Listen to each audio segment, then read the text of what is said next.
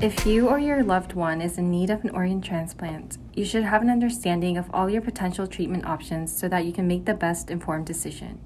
One potential solution is the use of xenotransplantation.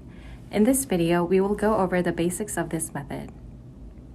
Patient Mukesh, now that you know you're in need of an organ transplant, you should also be made aware that there is a long wait list of patients who are waiting for an organ to be made available. Oh no, Dr. Kim, what does this mean for me? As you may have heard from the news, organ shortage affects many patients all around the world.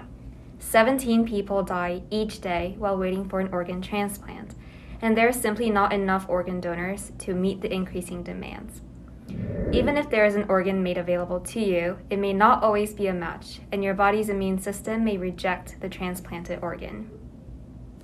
This has me really worried. Are there any other options? For hearts, one option is artificial heart organs. Another new cutting-edge solution is what's called xenotransplantation. Let me bring in my colleague, scientist Ginny. Like Dr. Kim has said, one solution to this organ shortage problem is xenotransplantation, which is the transplantation of animal tissues or organs into human recipients. And pigs are a preferred organ donor for this process because they grow quickly, produce many litters, have organs of similar size to humans, and can be bred to high health standards under controlled environments. This sounds quite interesting. Would xenotransplantations be an option for me? This could be an option for you, although this is still a currently evolving idea and is still being tested for safety and effectiveness. With that in mind, there are some challenges with xenotransplantation, such as your body rejecting the transplanted organ and the organ not being a perfect replacement for your own original organ. That's right. Rejection is one of the biggest problems where the recipient's immune system attacks the foreign organ, leading to various symptoms and even organ failure. But why does rejection occur?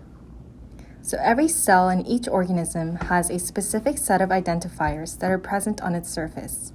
These markers allow cells to identify which cells are foreign and which are native to the body. This identification process has not changed in thousands of years because it is essential to help fight against infections.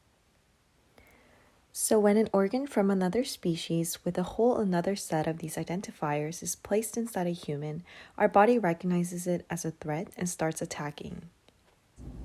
If there are these markers, how do you remove them so that transplantations can work?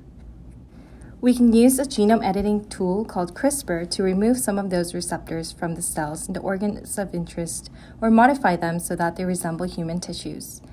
Now when the organ is transplanted into a person, the host's immune system is able to better accept it since it doesn't seem so foreign anymore.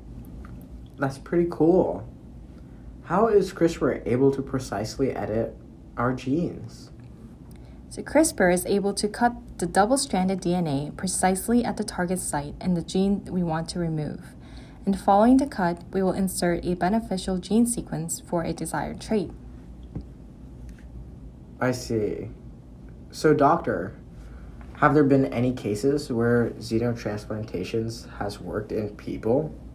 Yes, actually, this past January, a genetically modified pig heart was transplanted into a 57-year-old male patient with end-stage cardiac disease.